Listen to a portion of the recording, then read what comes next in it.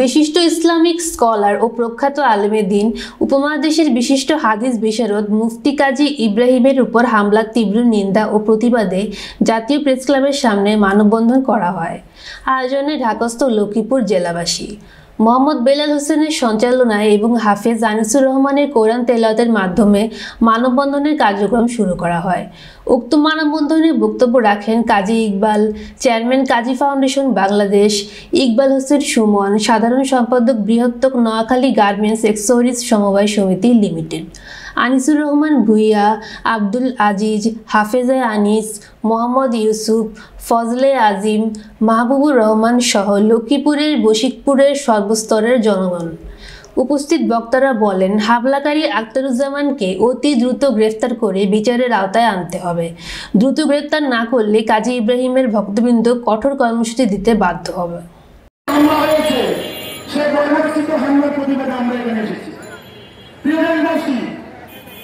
আমাদের এই আন্দোলন চলতে থাকবে, আমাদের এই আন্দোলন চলমান।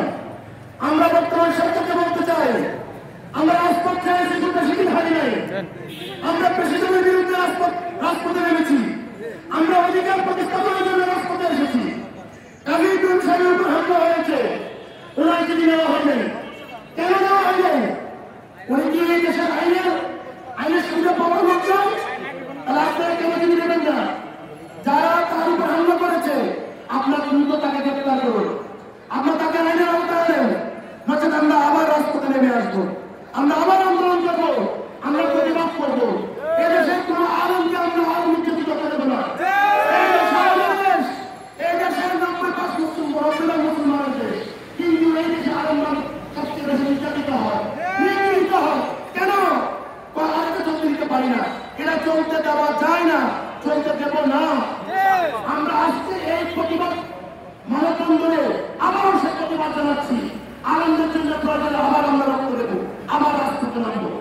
সম্মানিত উপস্থিতি, এই পর্যায়ে আজকে আমাদের মানববন্ধনে সর্বশেষ বক্তা, সর্বশেষ যিনি আমাদের সামনে আলোচনা রাখবেন, সেই আমাদের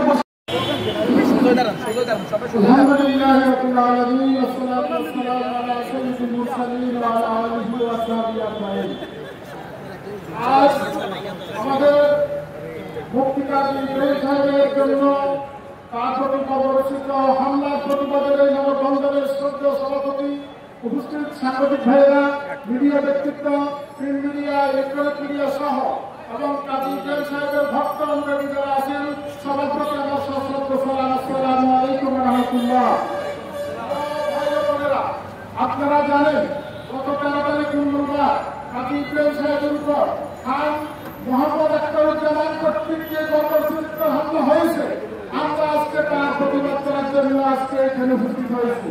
প্রিয় ভাইয়েরা, কাজী ইব্রাহিম সাহেব আমাদের বশিকপুর তথা লক্ষ্মীপুর তথা বাংলাদেশের কোন একজন স্কলার নয়, তাম দুনিয়ায়, বাংলাদেশ নয় শুধু, তাম দুনিয়ার মুসলিম অধ্যুষিত এলাকার একটি পরিচিত নাম, যার নাম কাজী মোহাম্মদ ইব্রাহিম।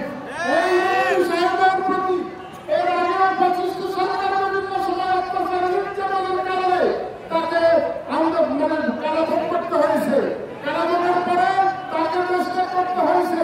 কিন্তু ভাইরা, 37 জুলাইয়ের পরে আমরা আর এটা সইতে চাই না। এই দেশের মধ্যে বহু আলমের রক্ত ঝরেছে, এই দেশের বহু আলমকে বিনা কারণে ফাঁসির কাছে তুলে দেওয়া হয়েছে। এই দেশীয় অবদানের কোন ষড়যন্ত্রকে আমরা মেনে নিতে চাই না। কাজী ইব্রাহিম সাহেবের জন্য আজকে আমরা একটা এলাকা থেকে যদি এসেছি, আমাদের সাথে তো একটা সংগঠনে যোগদান করেছেন। ইনশাআল্লাহ আগামীতে আলম সমাজের প্রতি যদি কোনো অত্যাচার অবিচার হয়, আমরা আজকে এটা শুরু করলাম, আগামীতে সারা দেশে আলম সমাজের প্রতি অত্যাচার নির্যাতনকে রুখে দেওয়ার জন্য আমাদের কর্মসূচি আবারও থাকবে, আবারও থাকবে, আবারও থাকবে। কাজী ইব্রাহিম সাহেব আমাদের এই দেশের হজারো ব্যবস্থা, আপনারা অনেকে জানেন, আপনারা অনেকে ছিলেন। উনি নিজের একটা দুনিয়া ব্যক্তিত্ব, ওনার দ্বারা কত মানুষের ক্ষতি হয়েছে এটা এই দুনিয়ার কেউ বলতে পারবে না। তাই আজকে তার প্রতি অনেক ধরনের অত্যাচার এবং প্রশাসনিক পুলিশ প্রশাসনিক 37 জুলাইয়ের আগের পরিবেশ এখন নাই।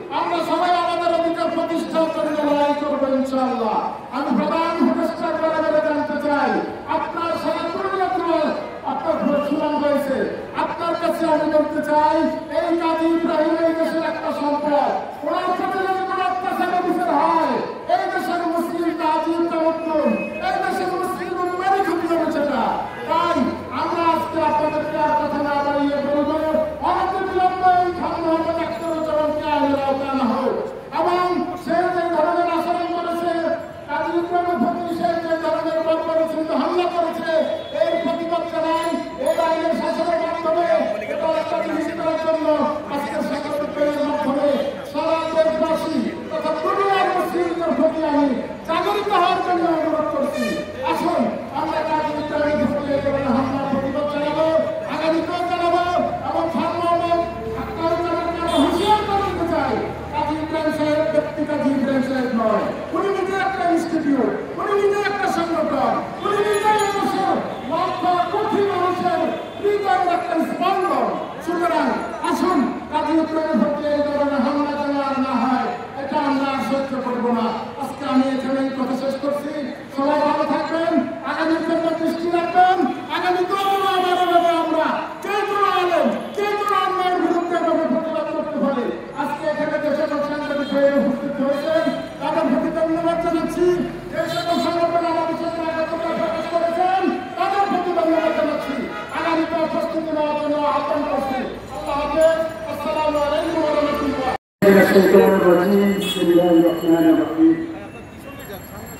উপস্থিত সম্মানিত বিশিষ্টবাসী, উপস্থিত সম্মানিত অতিথিরা, সকলকে আসসালামু আলাইকুম ওয়া রাহমাতুল্লাহি ওয়া বারাকাতুহু। কাজী ইব্রাহিম সাহেব প্রশিক্ষণের কৃতি সন্তান নয়, কাজী ইব্রাহিম সাহেব একজন বাংলাদেশের কৃতি সন্তান হিসেবে পরিচিতি লাভ করেছেন। সাংবাদিক ভাইরা সহ এখানে যারা উপস্থিত আছেন তারা সকলে অবগত আছেন। কাজী ইব্রাহিম সাহেব বাংলাদেশের সম্পদ, আলেমাদের সম্পদ এবং ইসলাম মুসলিমের একজন বড় ধরনের সম্পদ।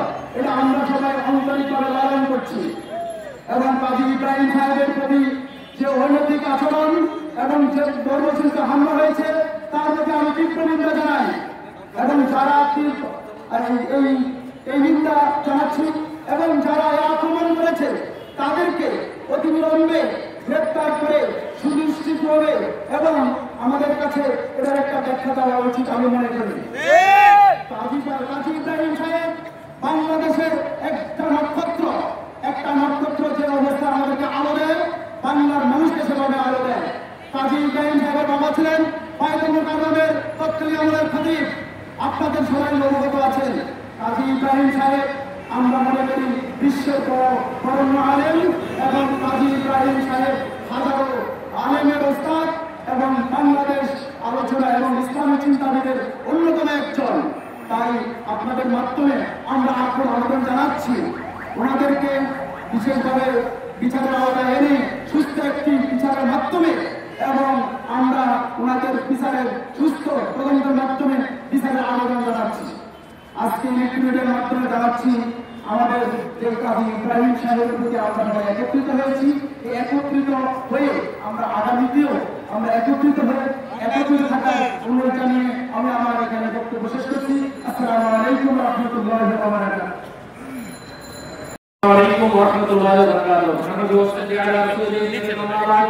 قال الله تعالى في كلامه المجيد: كيف تكفرون بالله وكنتم أمواتا فأحياكم ثم يميتكم ثم يحييكم ثم إليه ترجعون. সম্মানিত উপস্থিতি, সম্মানিত প্রশিক্ষকবাসী, সম্মানিত বক্তব্যবাসী এবং সাংবাদিক ভাইরা, আসসালামু আলাইকুম ওয়া রাহমাতুল্লাহি ওয়া বারাকাতুহু। আপনারা সকলেই এতক্ষণ পর্যন্ত শুনেছেন আমাদের বিশিষ্ট আলেম, প্রশিক্ষণের নয়, লক্ষ্মীপুরের নয়, বাংলাদেশের নয়, আমি বলবো এশিয়া মহাদেশের একজন সম্পদ হযরত মাওলানা কাজী ইব্রাহিম সাহেবের উপরে যারা এই নেককারজনক আচরণ করেছেন তারা এখনো কিভাবে বাইরে আছেন, আমি আমাদের আজকে যারা সরকার পরিচালিত করছেন তাদের কাছে আমার প্রশ্ন। এমন একজন আলেমের উপরে এইভাবে অত্যাচার করেছে এবং সরকারি থানার যে কর্মকর্তা আছেন তিনি কেন ওনার জীবিকা নেন নেই, সেটার জন্য আমি সংশ্লিষ্ট কর্তৃপক্ষের কাছে জবাব চাই। ফরিদপুরবাসীর পক্ষ থেকে জবাব চাই, লক্ষ্মীপুরবাসীর পক্ষ থেকে জবাব চাই, সারা বাংলাদেশের পক্ষ থেকে জবাব চাই, আলেমের পক্ষ থেকে জবাব চাই। সম্মানিত উপস্থিতি, আপনারা জানেন আমরা সকলে উপস্থিত হয়েছি। আমি আজকে সাংবাদিক ভাইদের মাধ্যমে জানিয়ে দিতে চাই, সারা বাংলাদেশের সকল মানুষকে জানিয়ে দিতে চাই, সারা বিশ্বের সকল আলেম ওলামাদের নিশ্চয়তা এবং সারা বাংলাদেশের আলেম ওলামাদের নিশ্চয়তা এবং আমি যারা সরকারে আছেন, আমাদের এই দেশের সম্পদ, যারা আমাদেরকে দিনের পথে নির্দেশনা দিচ্ছেন তাদের সরকারের সংশ্লিষ্ট কর্তৃপক্ষের নিকট আবেদন জানাচ্ছি আমরা লক্ষ্মীপুরবাসীর পক্ষ থেকে নয়, লক্ষ্মীপুর জেলাবাসীর পক্ষ থেকে নয়, বাংলাদেশের সাধারণ জনগণের পক্ষ থেকে, সচেতন জনগণের পক্ষ থেকে, মুসলিম জনগণের পক্ষ থেকে এই দাবি জানাচ্ছি যে ওনার উপর যে নৃশংস হামলা হয়েছে, এই হামলা তীব্র নিন্দা জানাচ্ছি এবং দৃষ্টান্ত যারা হামলাকারী তাদের দৃষ্টান্তমূলক শাস্তি দাবি করে আমার সংক্ষিপ্ত বক্তব্য এখানে শেষ করছি।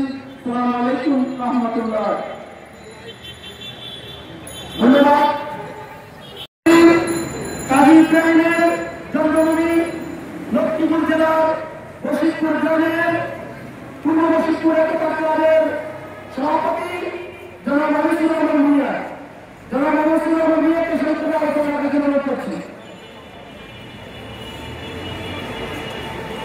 বিসমিল্লাহির রহমানির রহিম।